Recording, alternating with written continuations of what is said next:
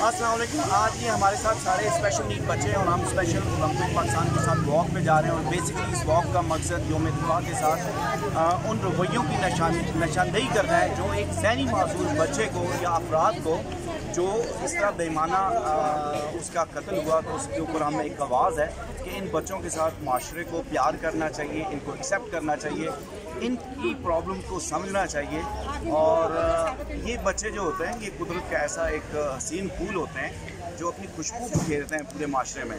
तो माशरे को, ख़ासकर जो पुलिस महकमा पुलिस है, अदालतों का महकमा है, इन महकमों में इन बच्चों के लिए रिफॉर्म्स होनी चाहिए ताकि इनके मसले को कोई बेहतर तरीके से समझ सके।